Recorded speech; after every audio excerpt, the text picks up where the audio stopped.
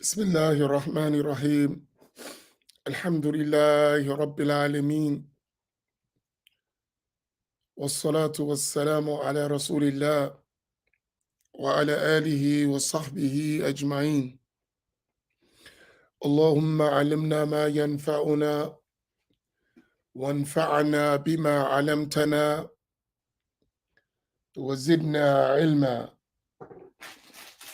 اللهم لا سهل إلا ما جعلته سهلا وأنت تجعل الحزن إذا شئت سهلا سبحانك لا علم لنا إلا ما علمتنا إنك أنت العليم الحكيم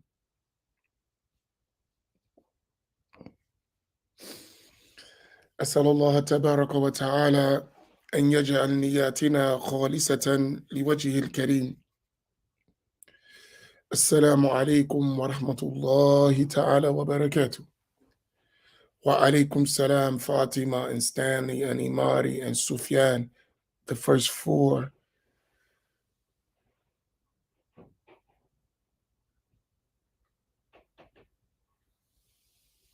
that greeted.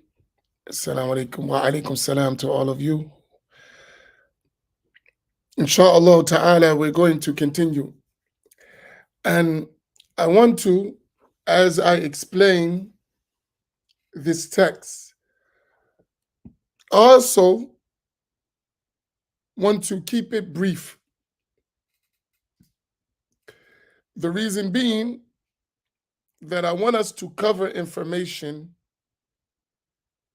so that we have it, that we actually covered, and then as we continue to learn, get more details.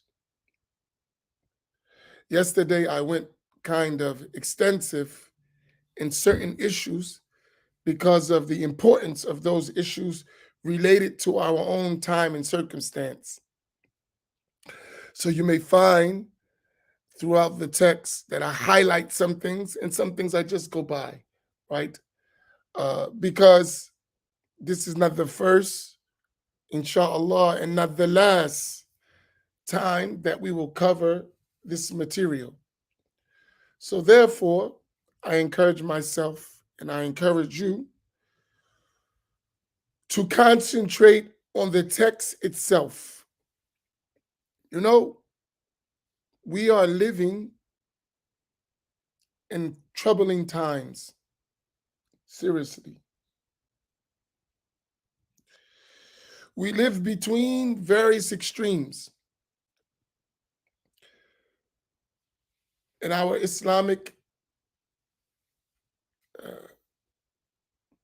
situation here, especially in America.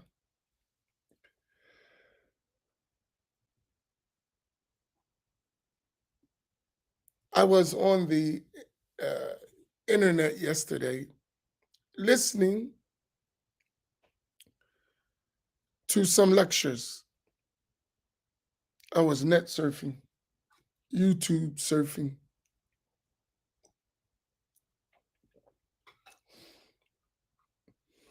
And I was looking at the spectrum of information related to Islam that is on the internet.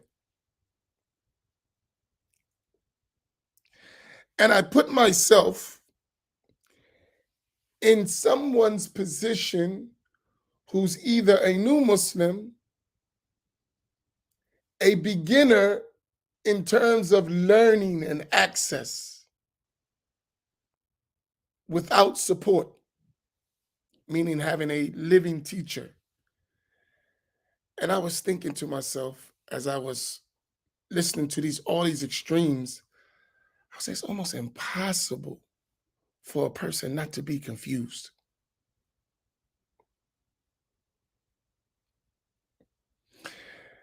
Really, from the extreme points of view, right?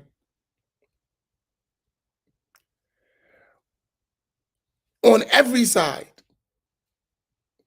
especially when the first thing come to us is popular speakers. So I thought about this.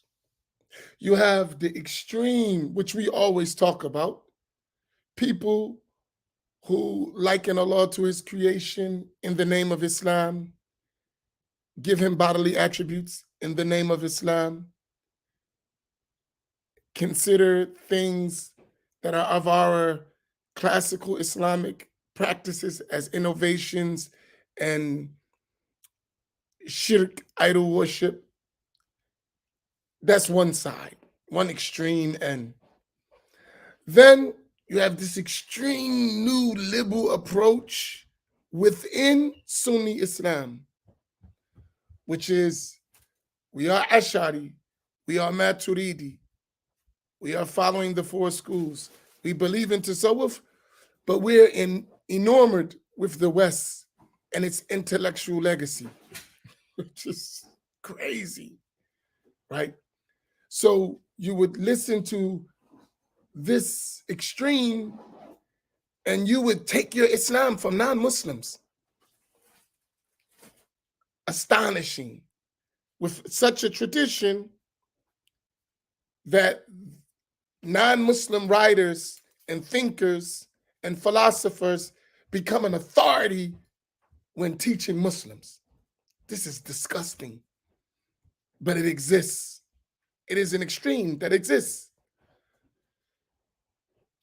Like, and I was listening to both extremes, and my stomach was hurting afterwards. Because alhamdulillah, we did have the opportunity to actually sit with living teachers, and we do understand our tradition, though we have a little bit of knowledge, but we do understand our Sunni tradition, and neither one of that is it. But that's available for the common person. And access to our tradition is very difficult to get pure without no stuff.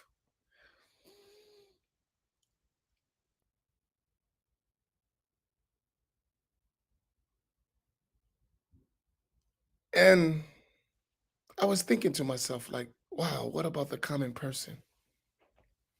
Right?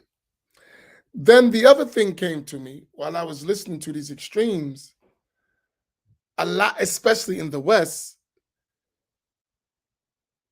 I used to have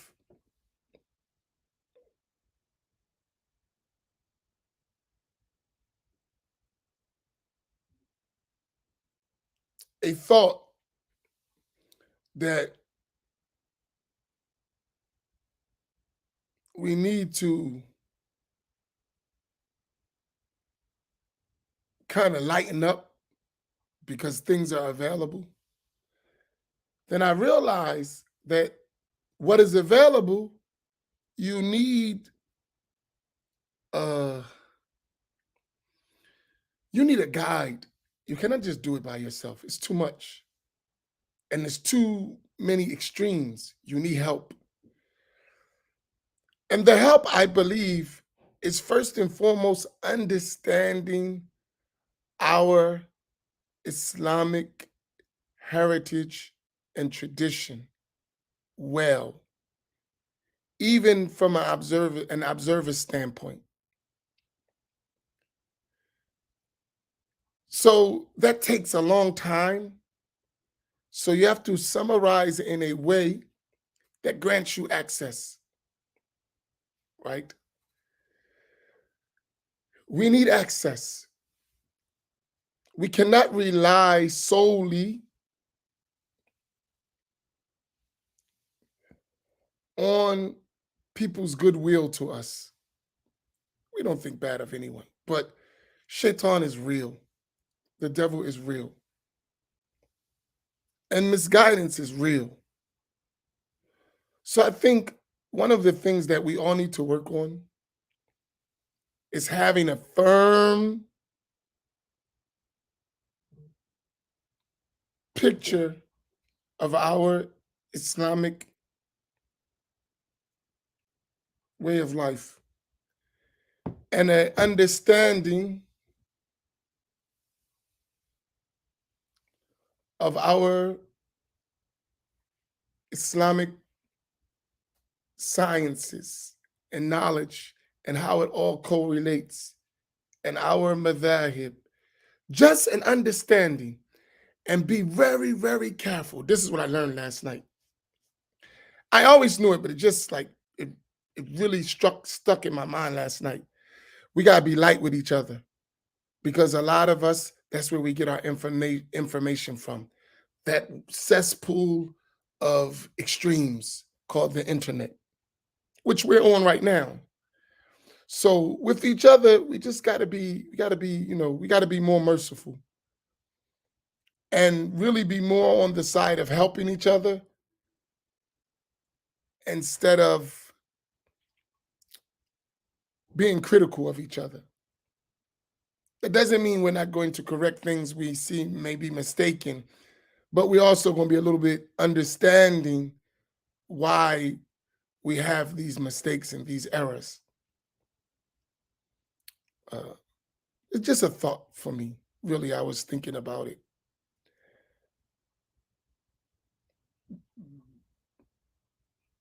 Because we've been through it, you know? Like in my days, in my early days, and for some older than me, you remember how hard it was learning the deen, right? And that was because we didn't have information.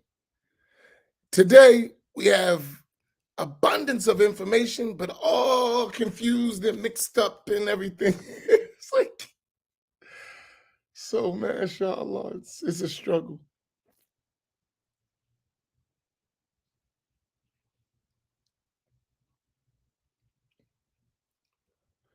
So learn your tradition well. What you're going to learn from here, I'll tell you what you'll learn from this platform. You're going to have access to traditional Islam in a simple, global, historical way. That's it. You'll get that. And with that information, you'll get enough to kind of navigate the things you're dealing with.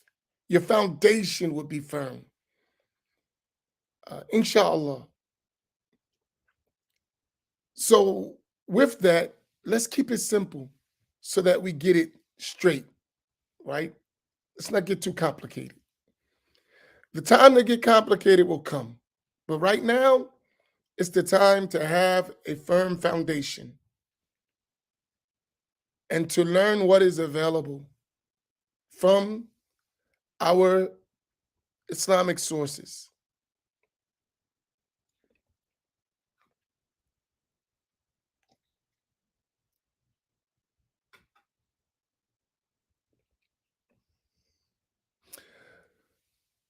So now we're in our book, Al-Maqasid, for Imam al-Nawawi, rahimahullah ta'ala.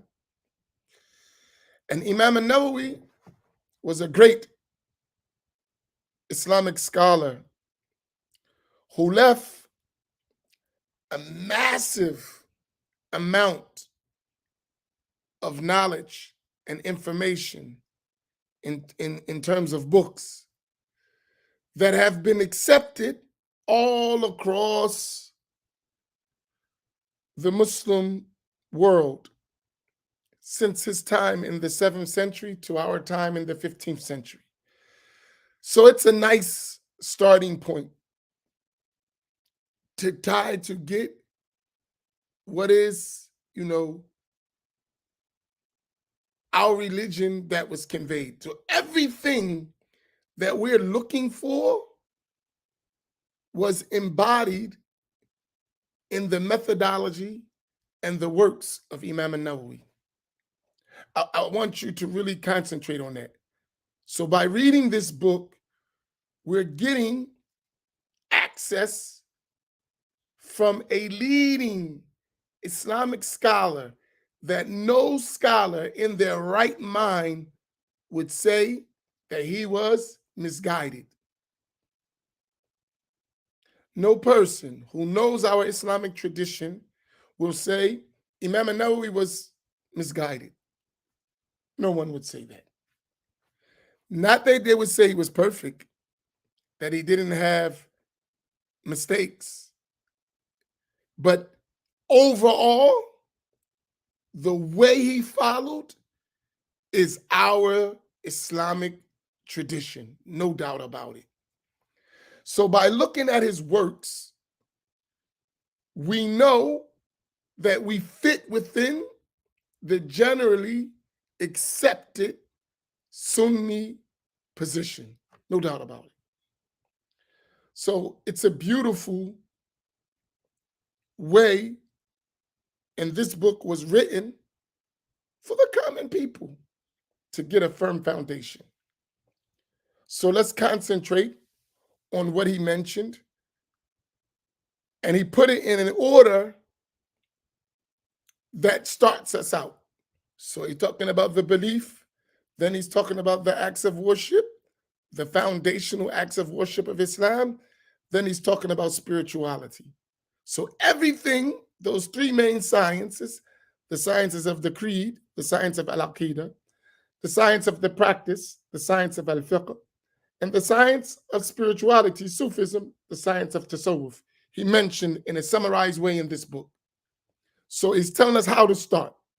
Let's master this, inshallah. Bismillah. We reached up to page number 6. Go ahead. Bismillahir Rahmanir Rahim. Alhamdulillahi Rabbil Alameen. Wassalatu wassalamu ala Rasulillah.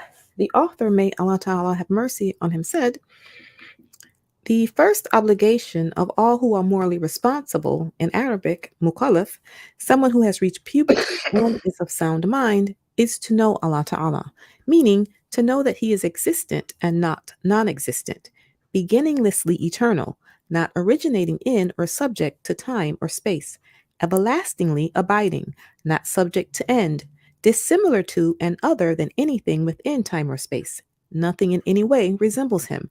Here, Self-subsistent. stop there. So Imam al-Nawawi, this is where we left off, he said that Allah subhanahu wa ta'ala مخالف للحوادث لا شيء يماثله. He said that Allah subhanahu wa ta'ala does not resemble, he is dissimilar to any of al-hawadith. Al-hawadith is the plural of the word hadith.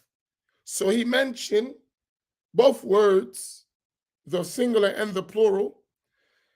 First, he mentioned the singular when he said, Qadimun laysa bihadith, that Allah subhanahu wa ta'ala is beginninglessly eternal and not a created event, which means that Allah always exists.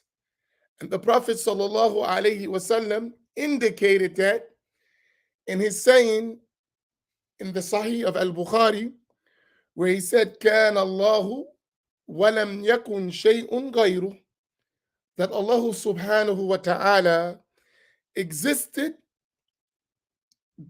eternally, without a beginning. وَلَمْ يَكُنْ شَيْءٌ غَيْرُهُ, and there was nothing other than him. This is important. That Allah subhanahu wa ta'ala exists in eternity, which is before time and space. So time as zaman and space al-makan are created. They're not eternal.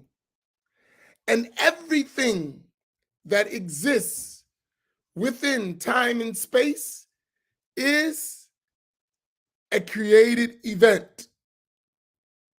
And Allah Tabaraka wa Ta'ala is dissimilar to any created event because He was the one who brought created events into existence from non-existence. Now, this will take you a little bit of thinking. to realize that you cannot imagine Allah because you cannot imagine existence that is not contained within time and space. As human beings, as created things, we don't have the ability to comprehend existence in reality that does not exist within time and space as created things. So therefore, we can never comprehend or encompass with our created minds that exist within time and space, the creator who exists without time and space. And that in itself is a knowledge of Allah Tabaraka wa Ta'ala. So that's why Imam An-Nawawi mentioned this.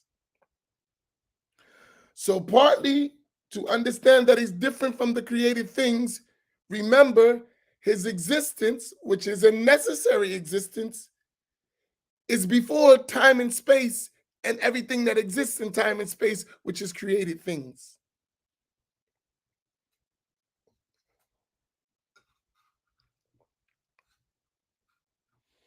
So from this, that is why Ahl Sunnati wal Jama'ah, they say that Allah subhanahu wa ta'ala, God, exists without being in a place or a direction or within time.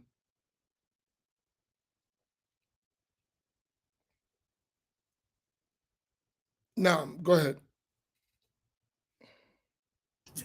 Self-subsistent, free of need for anything through which to exist or any determinate to condition him. One. Then he mentions that Allah subhanahu wa ta'ala قائم بنفسه لا يحتاج إلى محل ولا مخصص. That Allah tabaraka wa ta'ala is self-subsisting, meaning he is free of need of any location to exist in and anyone to specify him with an attribute. MashaAllah. Which means that Allah subhanahu wa ta'ala is the one who specifies al-hawadith, created things, with one attribute over another attribute that is permissible for it or for them, without himself, subhanahu wa ta'ala, being specified, because he's not from among al-hawadith. So for instance, it is Allah tabaraka wa ta'ala that specified us with existence over non-existence, because both attributes, existence and non-existence, are permissible for us as being created things. Right?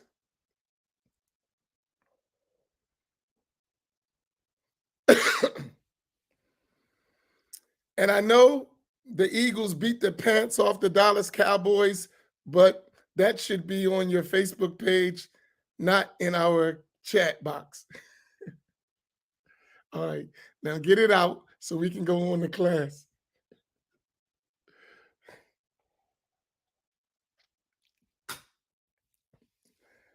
Right. You know, some people just waiting to throw that in there. So let's get it out the way so we can move on. Right.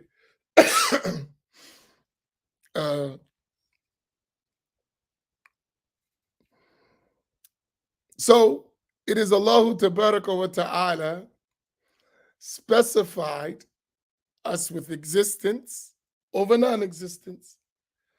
Because we could be non-existent and we will become non-existent by the will of Allah. Right?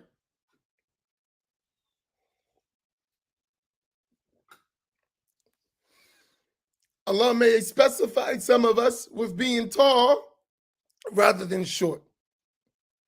Right? Being healthy rather than sick. Being wealthy rather than poor. All of these attributes are permissible for all of the hawadith, especially we're talking about the human beings. But it is Allah who specifies with one over the other by his eternal will, knowledge, and power. Right? As for Allah Tabarak wa Ta'ala, who is the creator, right? He is not specified. So for instance, we don't give him created attributes which are in need of someone to specify him with those attributes. Because he, subhanahu wa ta'ala, is not created. Go ahead. One without co-share in his entity, attributes, or actions. Right. So Allah is wahid, one, meaning he does not have a partner. في ذاته ولا في صفاته ولا في أفعاله.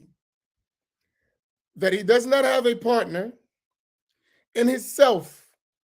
So there is no self like the self of Allah. There's no reality like the reality of Allah Tabaraka wa Ta'ala. And there is no one with attributes like the attributes of Allah Subhanahu wa Ta'ala.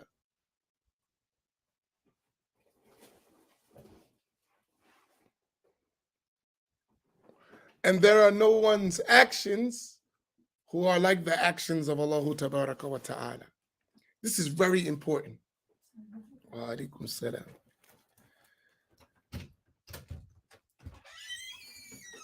No one shares in the reality of Allah, in the attributes of Allah, or in the actions of Allah. Keep this in your mind for at-Tawheed. No created event, which is everything other than Allah Tabaraka wa Ta'ala, shares in his reality, his self, or his attributes, or his actions.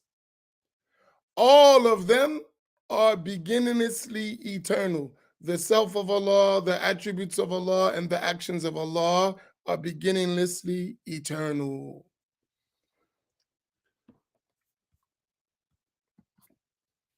I am struggling to understand specified.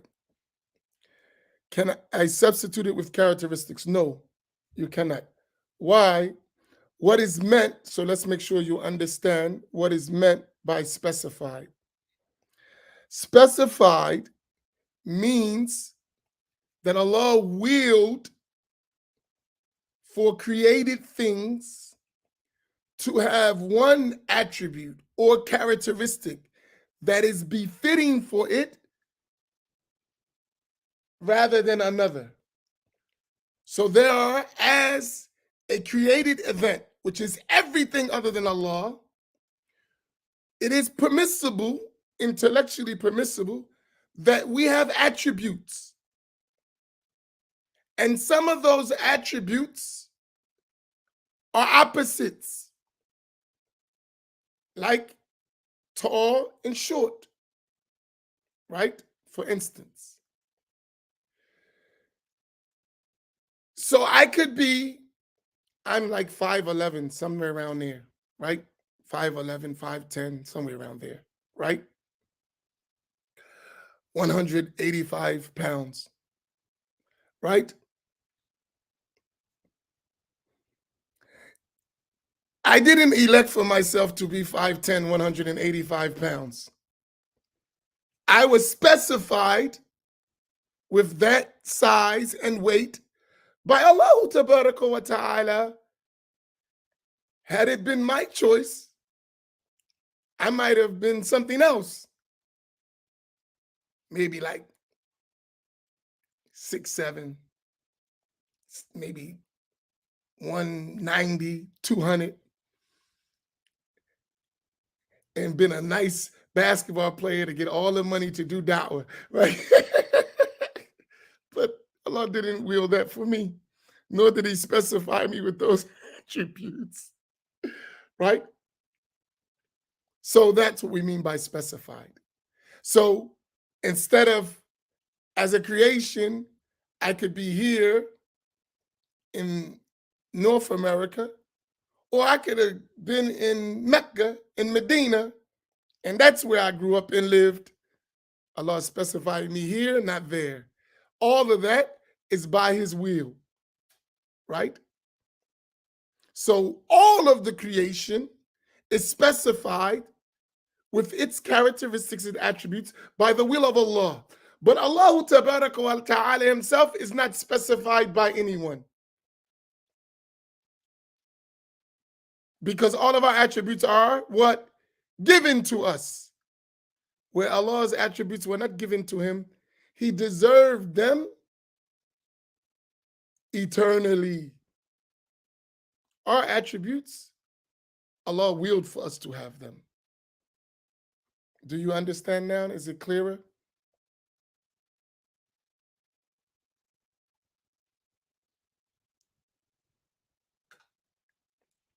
So the word is, so when we say the will of Allah, and we're going to talk about it, I'm going to come back to this word specified. We're going to mention will, the will of Allah, because it's an eternal attribute, and then I'll come back and explain specified even more and more clarity, inshallah. Okay, go ahead. So the point here is that Allah is one,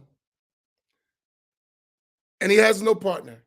In His reality, His self, when we say dhatihi, the self of Allah, we mean haqiqatihi.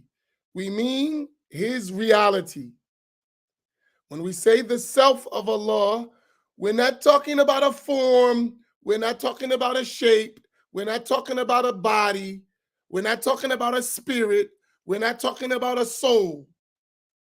All of those are created things, and they are not to be applied to Allah subhanahu wa ta'ala, who is the creator of those things. They're not to be applied. So when we say the self of Allah, we mean the reality of Allah. And now put this up. Put it as I said it so we can follow. When we say the self of Allah, we mean by that the reality of Allah. Can everyone put that up? When we say the self of Allah, we mean by that the reality of Allah. Please put that up. Everyone, please put that up.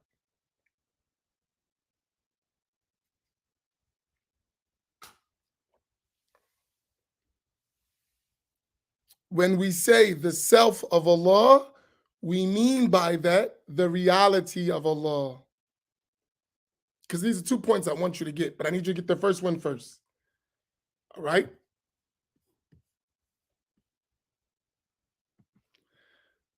When we say the self of Allah, we mean by that the reality of Allah, right? Everyone has that, right?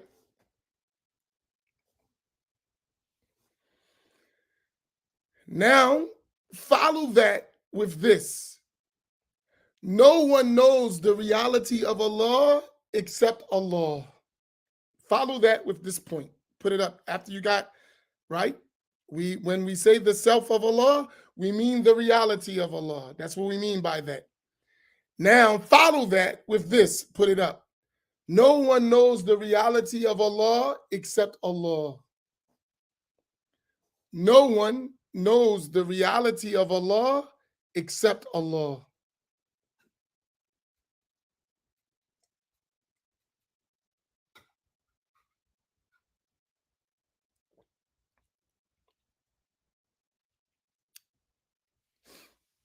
no one knows the reality of Allah except Allah. Then follow it with that. Keep these two concepts in your mind.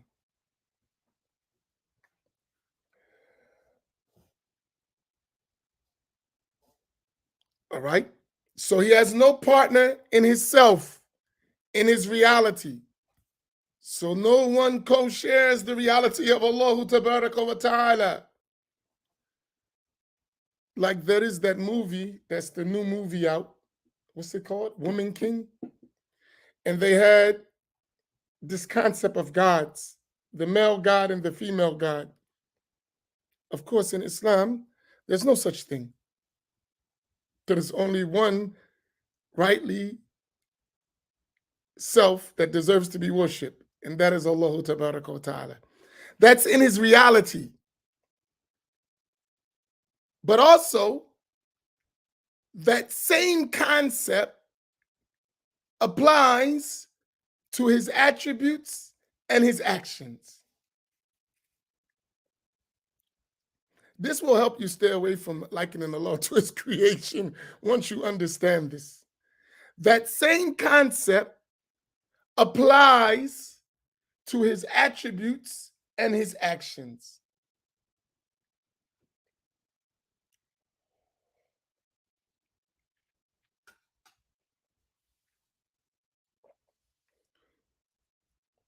So no one knows the reality of the attributes of Allah, and no one knows the reality of the actions of Allah. What do we know, as we mentioned yesterday, what is permissible to attribute to Allah among the attributes? What is necessary to attribute to Allah among the attributes? And what is impossible to attribute to Allah among the attributes? That's what we know. So that's why Sayyidina Abu Bakr radiallahu ta'ala said in a beautiful statement, he said, transcendent is Allah. I love this statement. Transcendent is Allah, who did not make a way for the creation to know his reality except by being unable to know his reality. Allahu Akbar. That is so beautiful. Transcendent is Allah, the one who did not make a way for the creation to know his reality except by being unable to know his reality. That is so deep.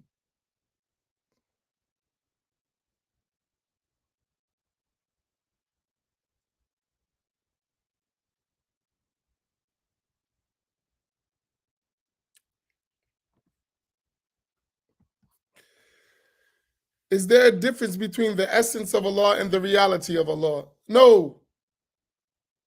When someone says the essence of Allah, which can be quite confusing to some because of the English language, that's a translation of Dhatullah.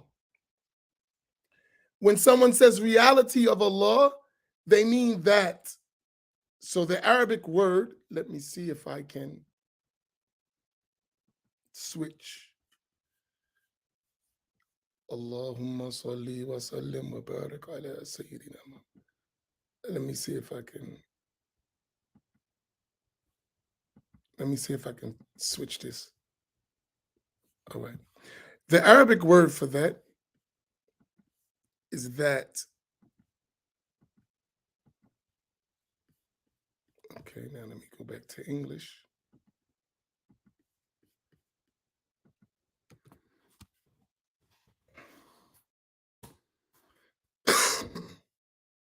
Right? So the Arabic word for reality, when we're talking, what we're trying to identify in Arabic is when we say essence, self, reality, when we use all of those words, self, reality, essence of Allah, what is meant by that is the word that, the Arabic word that. So, in other words, we're saying in Arabic,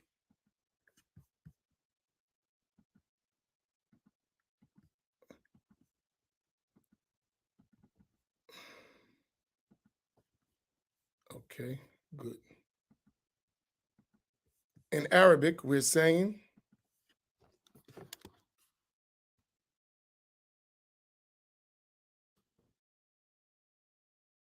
that's what we're saying in Arabic. When we use all those words, we're trying to say in English what is meant in Arabic, Dhatullah, right? The self of Allah. So some people say essence. What they mean by that is the reality of Allah. So it is the same thing. The English words, don't pay them no attention in terms of what you're trying to say. Now, some words are better used than others. That's going to be your strength in the English language. Because none of those words in reality can describe the that of Allah. None of them in reality. But you don't know Arabic. So you got to find something to give you in your language. That's why I honestly believe, we must, whenever we talk about Allah subhanahu wa ta'ala, develop an Arabic language understanding within our English speech, if that makes any sense. When we talk about Allah tabaraka wa ta'ala, we must develop an Arabic vocabulary related to Allah and incorporate it in our English language. Y'all know what that means, right? This will help you a lot with all those meanings that we're learning right now. So for instance, whenever we talk about Allah tabaraka wa ta'ala and his names and his attributes and his actions and his reality, we only use the Arabic term and we add that into our English language. It becomes a part of our language when we talk about God. So for instance, we never say hand, we just say yed. We never say rose above, established, sat, settled. We don't say none of that. We say istawa. We don't say descend. We say nuzul. You follow? We don't say Allah has eyes. We say ayn.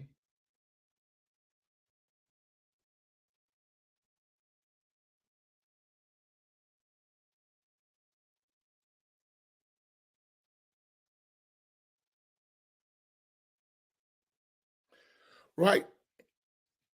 So with all of that, that's how we deal with it, right?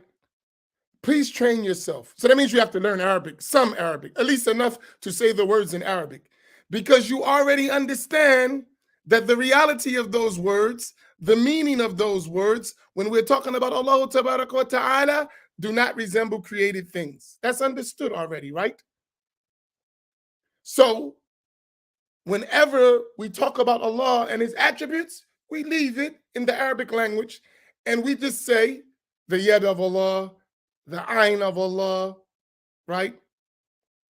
Allah's istiwa, Allah's nuzul, right? And maybe as we study, we start to learn those Arabic words that are used as attributes or actions of Allah tabaraka wa ta'ala, and we just keep it in Arabic and we stop applying anthropomorphic meanings to them. No, there's no book that does that. Maybe we need to do one. But we need people who are good in English, right? Not Arabic, people who are good in English. Why? I'm not one of them. So even though I could tell you the words in Arabic, but I'm not a writer to write no book. That's not my thing. So you need someone who's a good writer, who can take those ideas and express them good in English. Just this point. I would love to work with someone to do that. No problem. I could do the Arabic part, but writing in English and sorry, I was high school dropout. I can't help you. But the one who's a good writer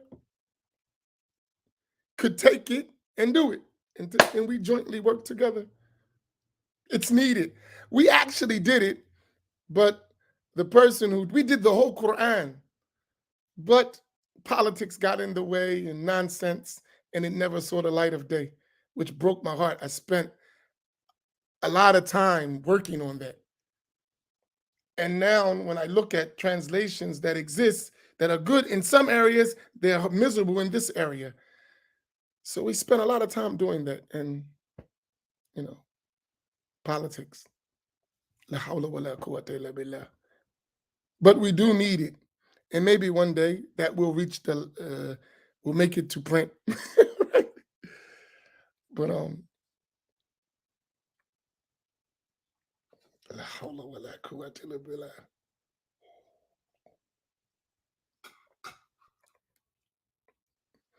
So do y'all got the point? Is that clear to that question? We have to stop. Let's finish up this last part. Do we have like 10 more minutes or no? Yes. Okay. Let's finish up these quickly, these last attributes.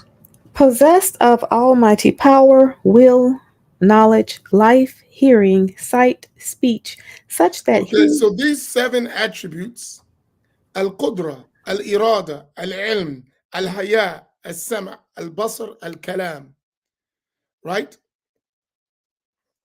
All of these attributes of Allah, power, will, knowledge, life, hearing, sight, speech, are attributes of Allah that do not resemble any of the attributes of the creation.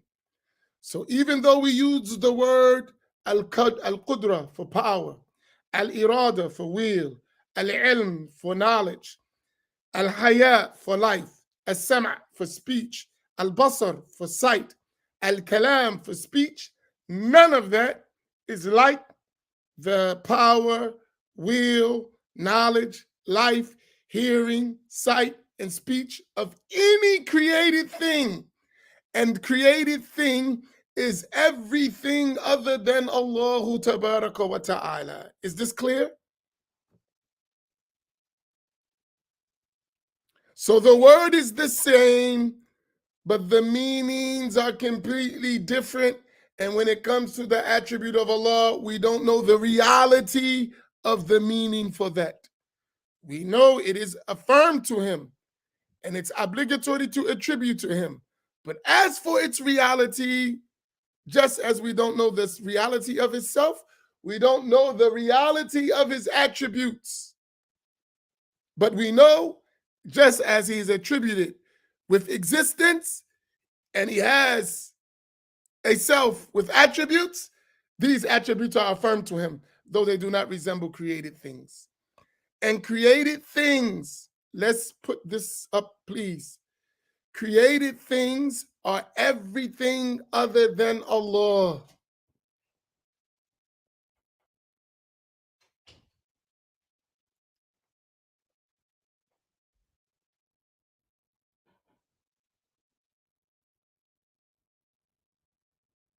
Exactly, Khadijah. Barakallahu fiki. May Allah reward you.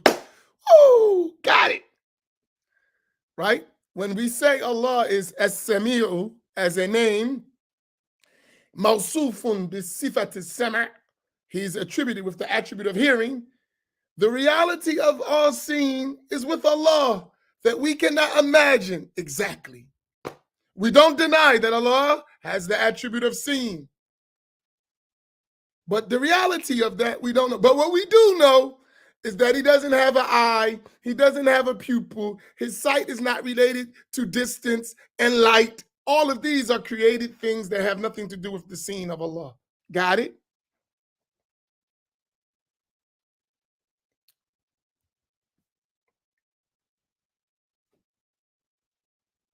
Is it clear?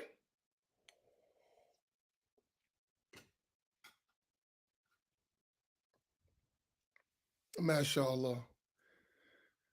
All right, read the last line.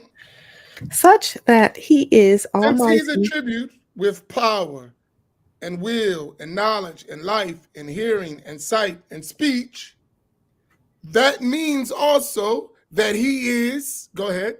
Almighty and wills, knows, lives, hears, sees, and speaks. وصلى الله على سيدنا محمد وعلى آله وصحبه وسلم.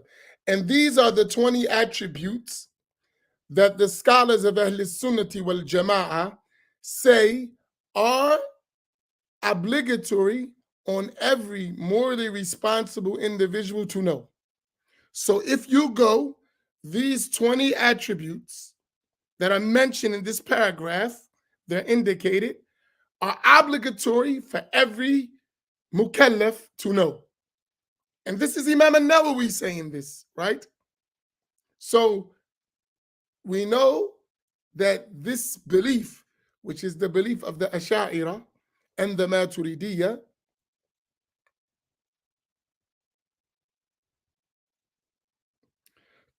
right, is the belief that was conveyed with an unbroken chain of narration to us today. So get the belief of Imam al-Nawawi, who had an unbroken chain back to the Prophet ﷺ, who was one of the foremost hadith scholars of this nation, the leader of the Imam of the Shafi'i school. And his books are used in every school, are referred to. This is his creed, and this is our creed of Ahl Sunnati wal Jama'ah. So we can sum all of this up with the saying, because this related to Allah subhanahu wa ta'ala, the knowledge about Allah.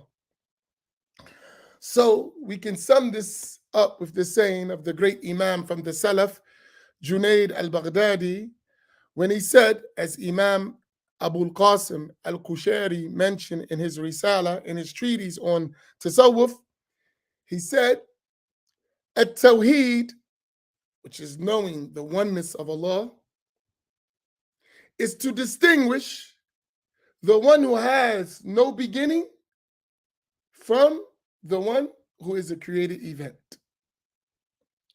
If you can do that, you can distinguish Allah subhanahu wa ta'ala, who has no beginning to his existence, from everything that has a beginning to its existence, then you understand Tawheed.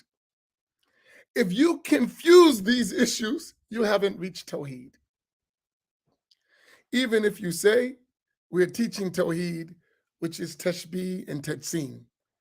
We're teaching Tawheed, which is really anthropomorphism, likening Allah to his creation and giving him bodily attributes.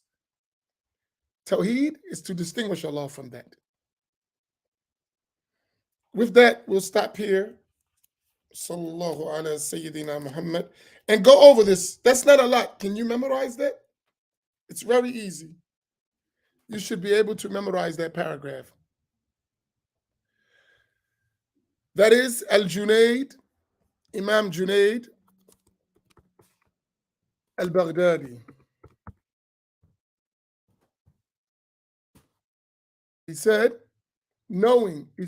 At-Tawheed, the oneness of Allah, is to distinguish the one who has no beginning from the created events that have a beginning. At-Tawheedu ifradu al-qadimi min al-muhdath. At-Tawheedu ifradu al-qadim min al-muhdath. At-Tawheed is to distinguish the one who has no beginning from the one who has a beginning. This is mentioned by the great Imam Abu al-Qasim al-Qushayri in his Risala fit Tasawwuf, in his treatise on Tasawwuf. If there's any questions, please feel free to ask. This was a good lesson, mashallah. Thank you for engaging. It really settles my heart. We can't do a lot, but we can do some things. And may Allah give us tawfiq, give us the ability and success to do what we can. And all of us have something we can do. I'll make it easy because we surely need to learn and we need to help each other learn. But please be patient with each other.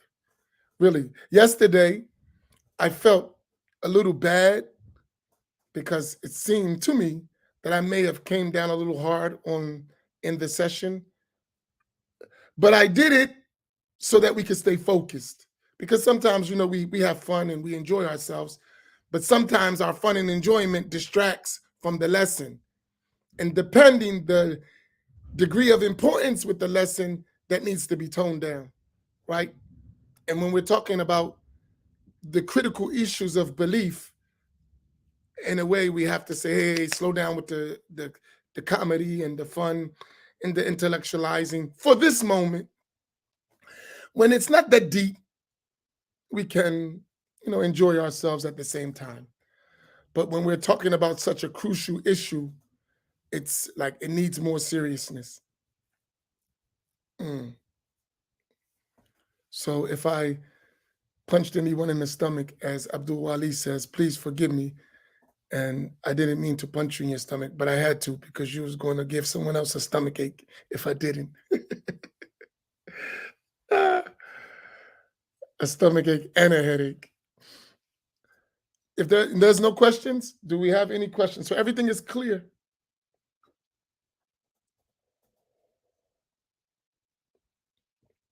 And let me say this. Let me say this. All of this has more details from the Quran and the Hadith and the consensus and the statement of the Salaf. There's so many evidences for this, but let's get the foundations first. Foundations come first, then details. Not details, then foundations. That's the opposite way of learning. You don't need details first. You need the foundational information. Master the foundation information, then you learn the details that support that foundational information.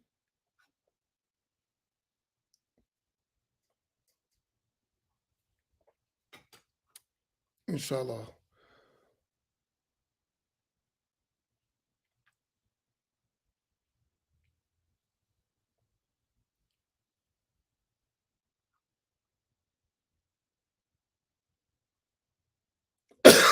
Barakallahu bikum. I'm sorry, Malika. I didn't mean to mention that, but I saw Muti was looking to mess with you, so I had to slow him down.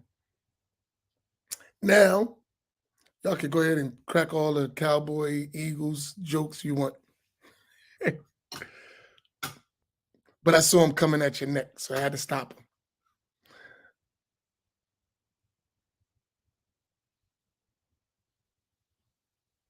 No, really. This is true. This is serious. Imari, our beloved sister from Chicago, she said, I cried because of my horrible beliefs. And even though you are direct, you wipe my tears with knowledge. And that's not our fault. I've become, over the last, I say like 3 years, extremely angry with how our people have been deceived. Man, it really, it burns me up. And I have to watch myself, really. Because I'm a fighter. I am. I'll fight back. Even if I lose, I'm gonna fight. Right? It's just me. It's my nature, right? And I hate the way we've been treated, especially in Islam. The way Black people have been treated in Islam disgusts me.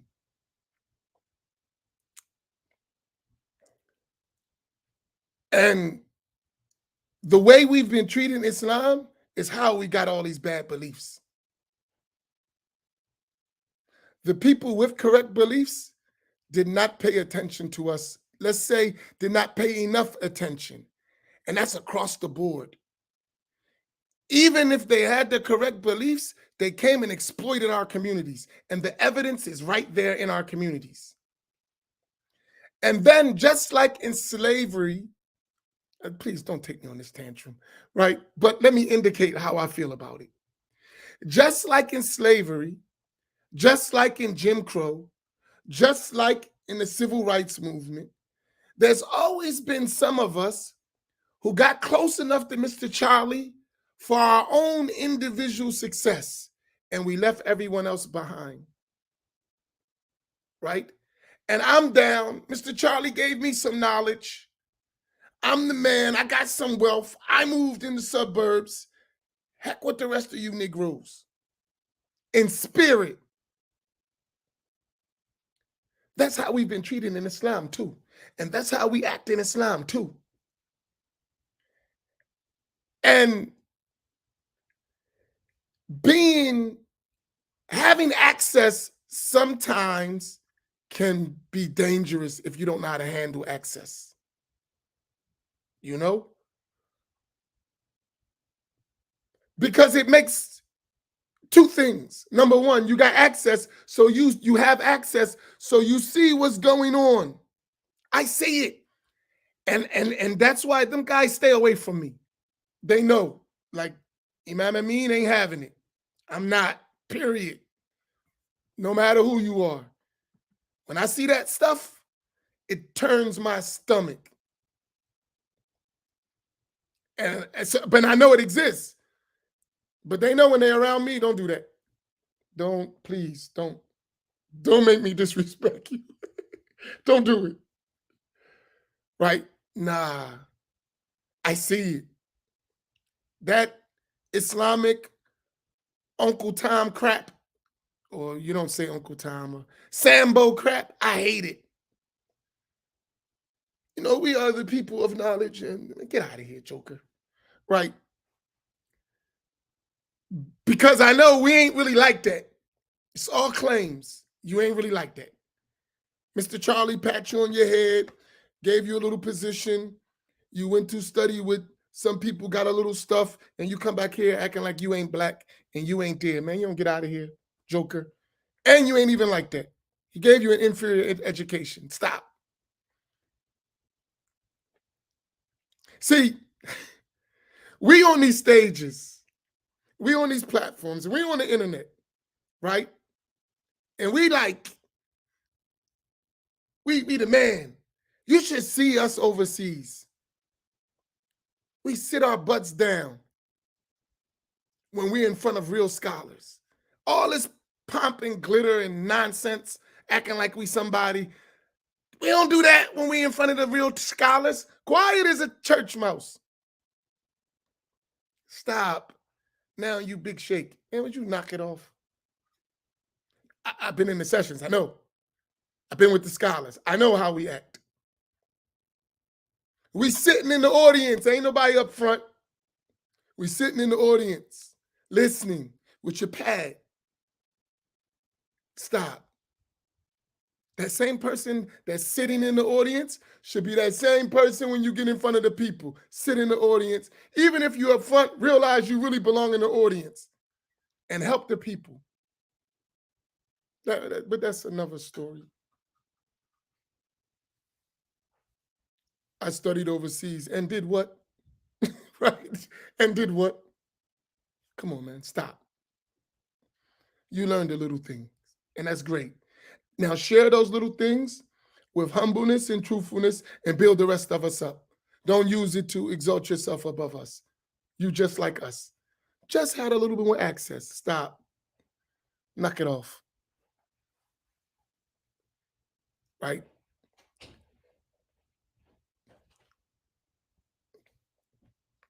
So this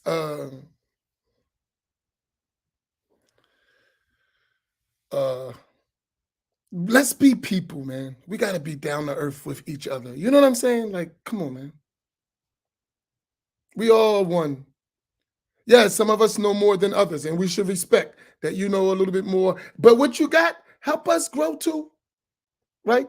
All of us, what you have, help us grow. Don't just you grow. If I grow, you grow too.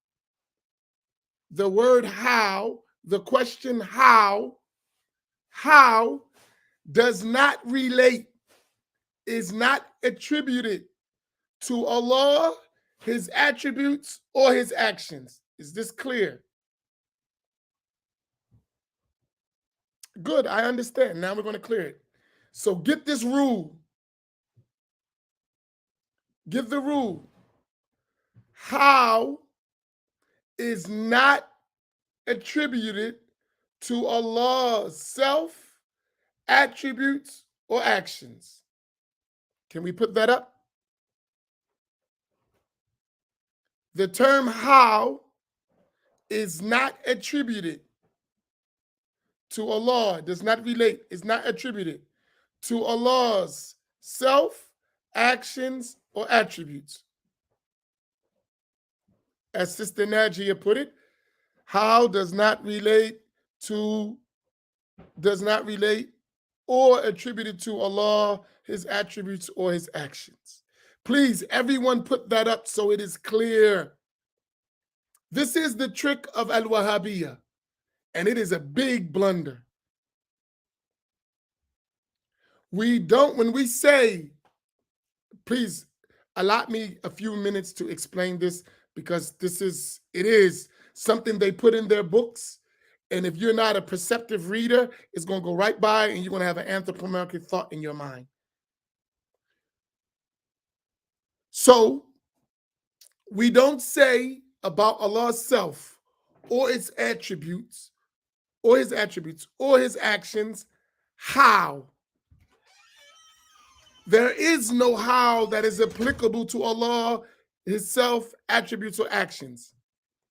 How is impossible for Allah. All right, put it another way. How is impossible to be attributed to Allah, his attributes, and his actions. How is impossible to attribute to Allah, Allah's self, attributes, and actions. Put it that way. How is impossible to attribute to Allah's self, attributes, and actions. Do y'all got that?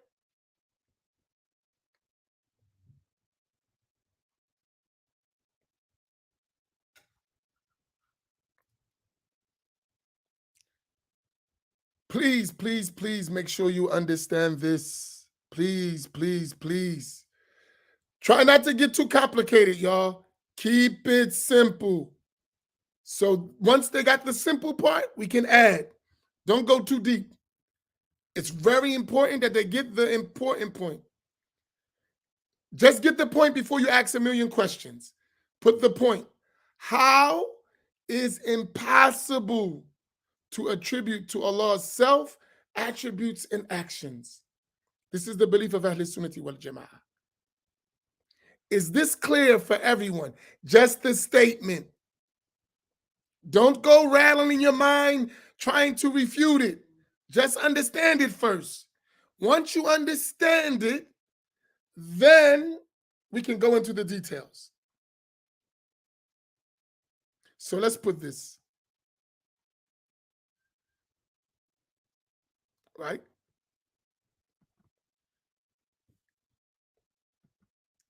So the how, saying how, is impossible, right?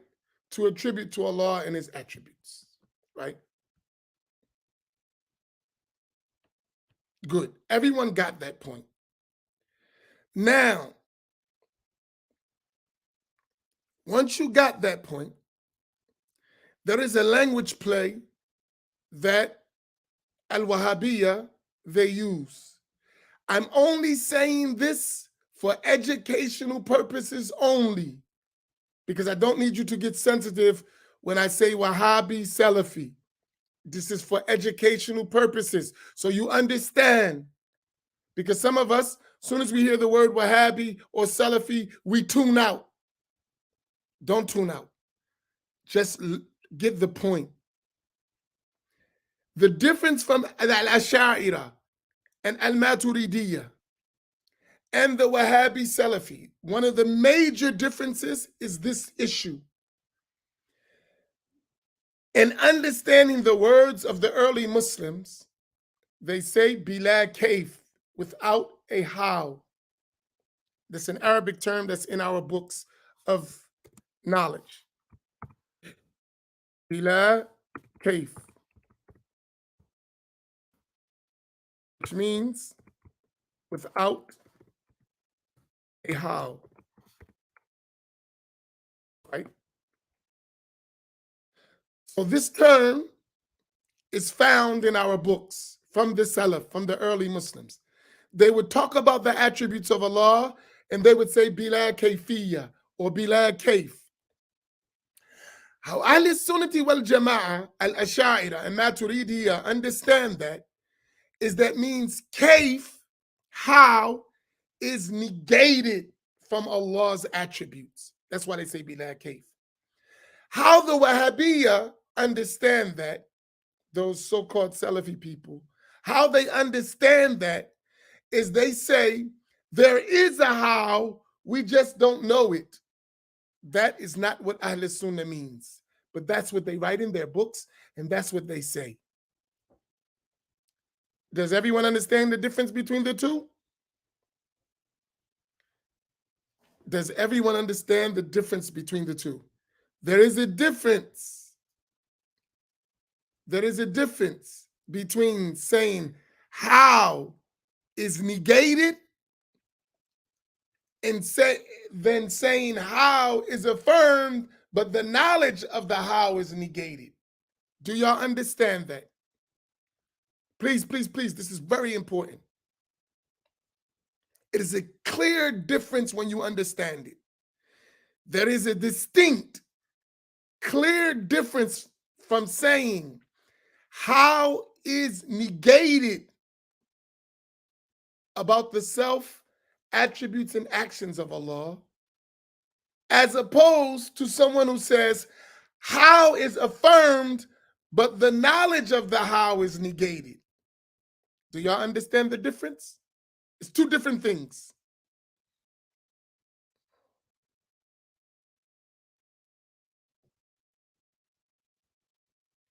Is that understood?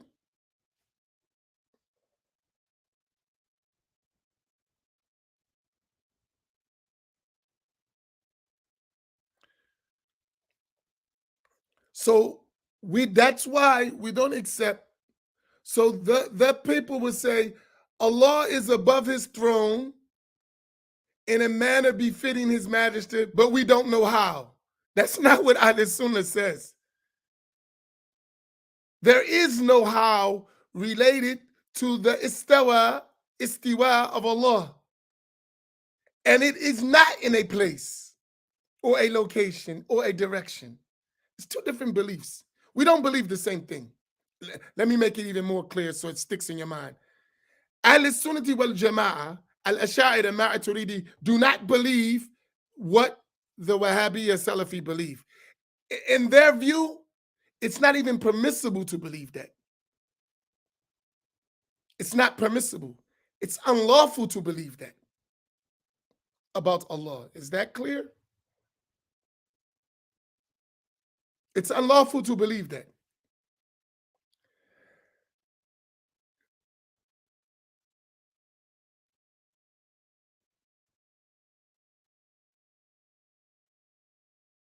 It's unlawful to believe that. I want you to get to this stage because here's a lot of us, we're very sensitive when it comes to truth. And I understand why. So that's why I'm using the terms I'm using. Forget the issue about the one who said it, his judgment. Forget that for right now. Forget the legal judgment on the one who says that because that has details to it. But the saying itself is rejected, regardless of the judgment of the one who says it. Do y'all follow the difference? I'm taking you through steps. Is that clear? We're talking about the issue. The saying itself, that Allah has a how, but we don't know it, is rejected. It's not permissible to believe it, to say it. That which is what we need to clear up first, right? Do you follow what I mean? That first. Once that's clear, is that clear? Is it clear? That point. You do understand it. I'm not talking about how you feel about it. I'm talking about, do you understand what is being said?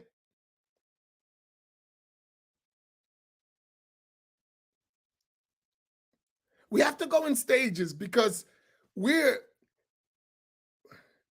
you are emotionally attached to something, your intellect sometimes departs.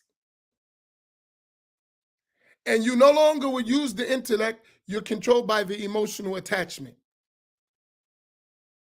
We just want to intellectually understand something first. Then we'll deal with the emotional part of it. But we want to intellectually understand. There is a difference. And one, according to Ahl Sunnati wal Jama'ah, Al-Asha'iri wal Maturidiyya, it's not permissible to believe, regardless of the judgment of the person. We're not talking about that right now. We're talking about the belief.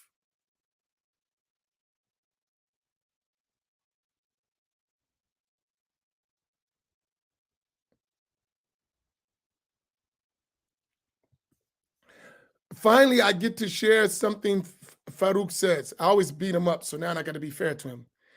He said the unlawful belief, and this is the position of the Asha'ira and Maturidiyya, will lead the mind to imagination, even if it's abstract. Thus, the inroad to disbelief, to kufr. Beautifully put. Now he used his intellect in such a strong way. May Allah reward him. That's the point. That unlawful belief will lead the mind to start imagining, even if in an abstract manner. Thus, it will be an inroad to disbelief. So that's why it's important to understand. Good point, Farouk.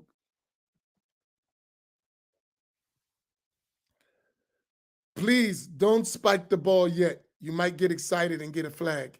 No, let me stop. You got it? Y'all follow me? That's strong. That's strong point. That's what's trying to be. But if you don't understand, and I go to the result of it, you may miss the point because you don't like the result. So some people, they go to the result quick. That's kufr. And you a kafir. You just shut everything down. The person never even understood the case. Just the fact that you said that such and such is a kafir, and that person loves such and such, you've ruined the whole point.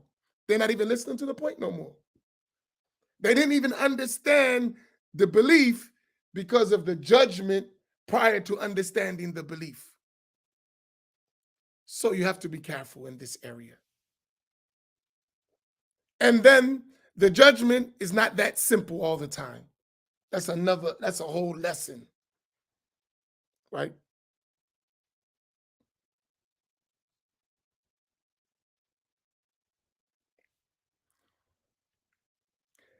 And even the judgment of that should not be given by common people who don't understand nuances and circumstances.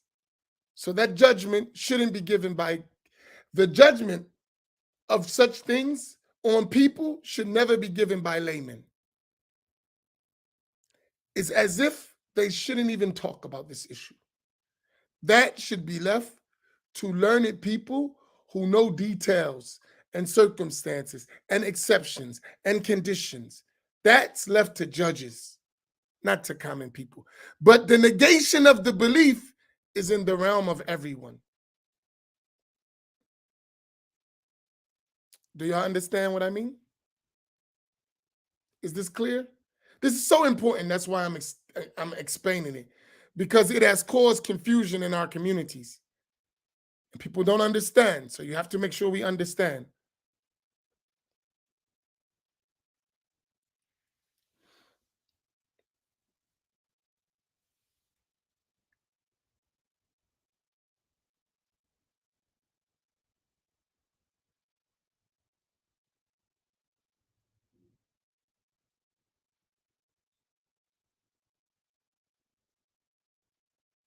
Are we clear? We good? Any other questions? Just we make sure we got everything clear. We're going to go into these things in more detail later, but this is not, but the point needs to be understood. So never is it personal. It's trying to understand our religion. It has nothing to do with, you know, who I like or who we like. It's irrelevant who you like. What is the matter of the religion? But this also, let me keep you straight. This knowledge has also been used to subjugate our people. So be careful. By other than our people. The same information has been used to subjugate our people and rip our community apart. So be careful. Right? Someone who doesn't care about you will use the truth to destroy you. So be careful. Someone who doesn't care about you will use the truth to destroy you.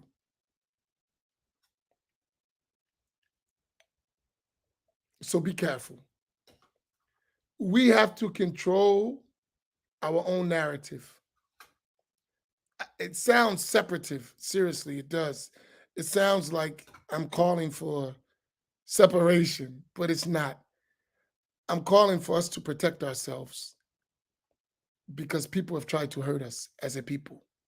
Seriously. With the truth. It's a serious matter. And if we look at our history and our community in Islam, we'll see it clearly. I'm talking about a real critical look at history. We'll see it. Man, they did a number on us. People did a number on Black folk.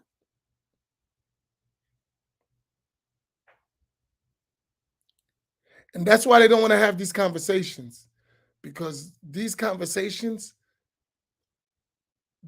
they'll make you cry when you realize what has been done to African Americans, even in the name of Islam. It'll make you cry.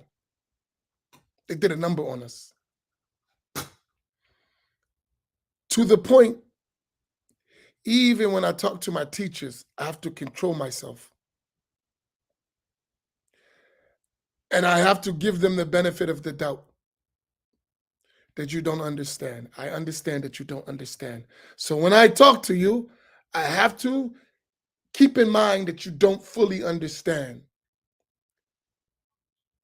I cannot, even though it feels intentional, I have to control myself to realize that it may not be intentional. It may be just your lack of understanding.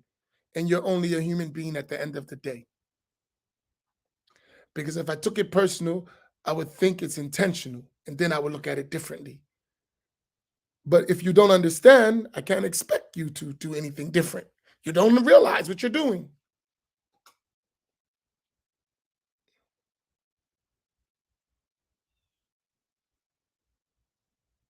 Yeah. We got brothers and sisters in here and from multiple movements, not just one, that know exactly what I'm talking about, that have been a victim of what I'm talking about. They understand. And to this day, they're still in recovery.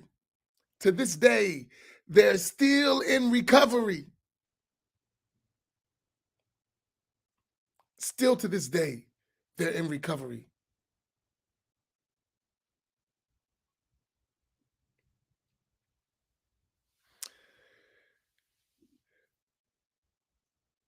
People don't understand your conditions. They didn't live with you. They didn't go through what you went through. They don't know your stuff. They know their stuff and what they need. And sometimes your access to enhance with their need, even at your own detriment. It happens. And they may not intend that. It's just the natural outcome of taking care of me and not realizing you. Does that make sense? Bushan, does that make sense? I know my benefit. I don't realize what you need. So when I deal with you on my terms. And sometimes dealing with you on my terms will hurt you because I don't realize what you need. I'm just getting what I need. Do you get the point? Even if the person's a scholar, I still don't know what you need. I don't understand you. I understand me. I know what I need. And I don't mean to hurt you, but as I'm getting my need and using you to sustain my need, I may be hurting you without realizing it. Do you send my point? That's why they say in the Islamic rules about the judge, they said that the one who judges a people without understanding their conditions and circumstances is a criminal. The one, they're talking about the Islamic judge, who judges a people, makes rulings on a people, who doesn't understand their circumstances and conditions is a criminal. Because he's going to be unjust. He doesn't understand you. So he's going to look at something and put a judgment on you that really doesn't apply because he doesn't understand you. And by that, he's going to harm you. And harming people is a crime. Do you follow my point now? Is it clear? These things are so important. We can't just learn without learning. Like we're learning the deen, and that's nice, but we have real life we're living, real circumstances.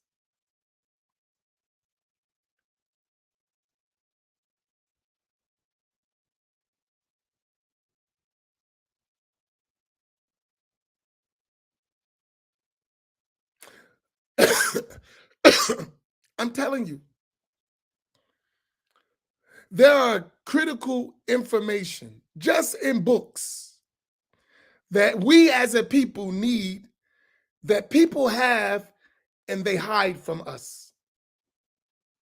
They don't give us. We don't have free access. Books that we need for our survival and our work and our education and our growth and development, and they don't give it to us. They keep it for themselves, and then they select among us who they would give to. And it's needed for all of us. And it's been like that for decades.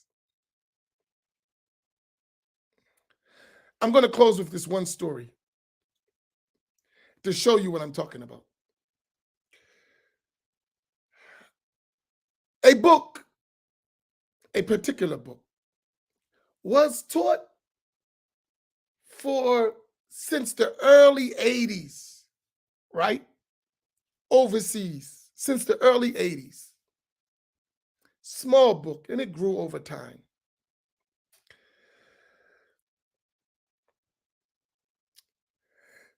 Then people came to America who had that book.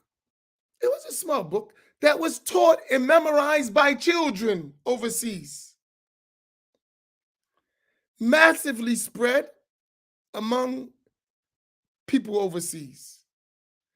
When those teachers came to America,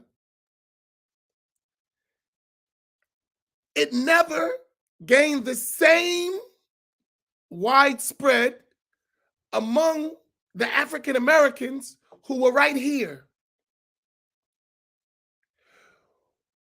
When they had lessons on the book, and some African Americans decided to share it with the other African Americans, they were blocked. They were blocked and threatened. I know this firsthand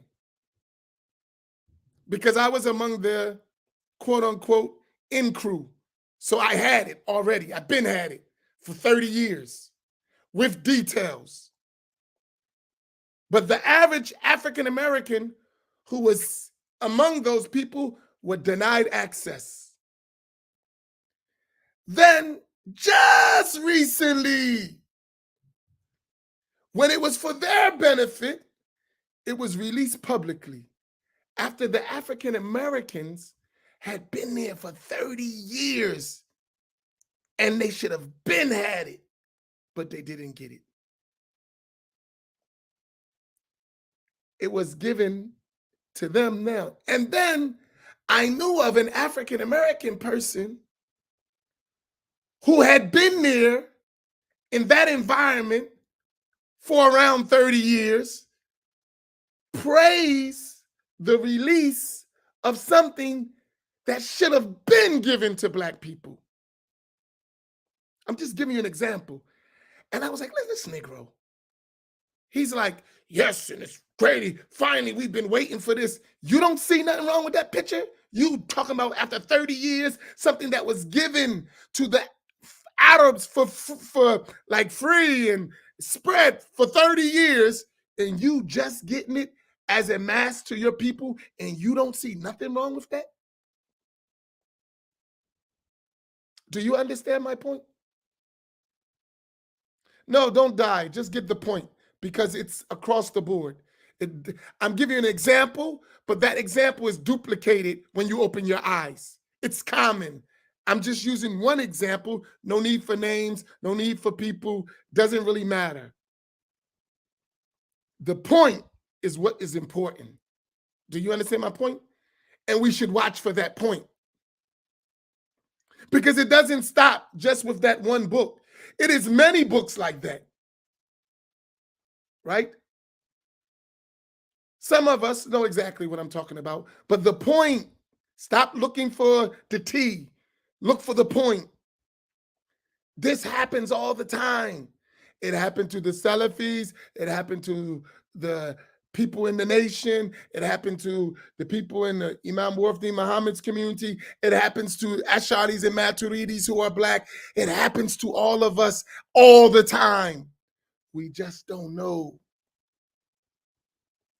Don't trust me. No one's free from this when it comes to us. It's the norm. You just don't know it. And we have to wake up.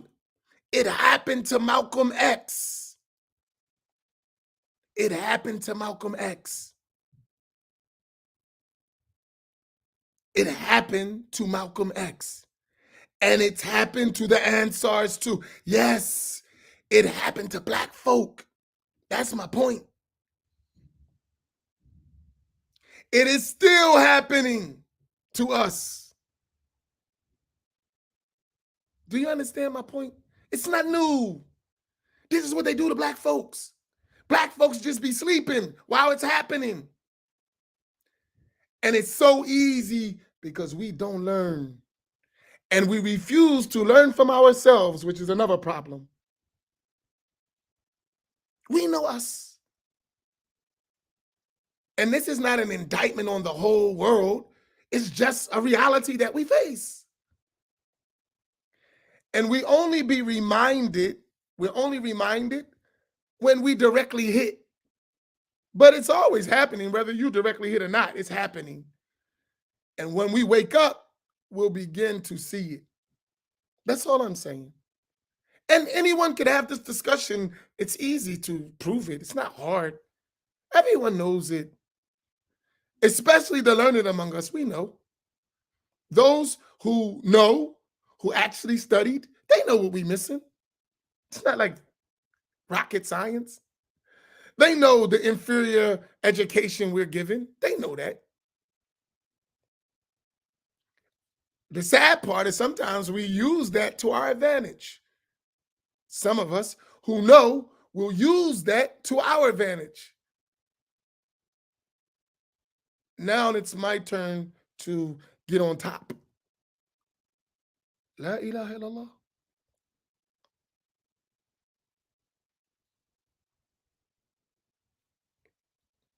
You're missing the point. You're looking for the T. Get the point. What's the point? Stop looking for the T and get the point. What's the point? You follow me, Bushon? You're looking for the T. Forget the T. What's the point? Let's fix the point and we'll take care of the rest.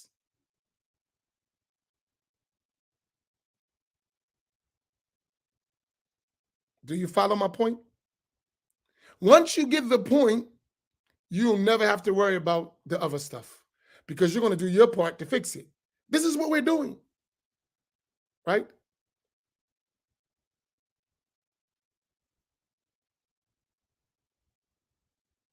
There you go. Beautiful, Tenweer. There you go, right there. Copy that. That's the reality. There you go. Tenweer got it. I know Tenweer knows what I'm talking about. But that's the point. Many groups teach summaries for years. The whole religion is a big summary for us. And never teach the full book. And never teach all the aspects of the deen. We never get it. It's like watching a trailer for years and never seeing the movie. Wow. Bingo. Copy that. That's us. That's what's been done to us right there. That's the point. We have to get beyond the trailer. We want to actually see the movie. In fact, we want star roles in the movie.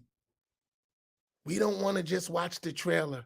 While you're the star of the movie, you're getting the Oscar, you're doing everything, and we just watching the trailer. We're tired of that. We want in.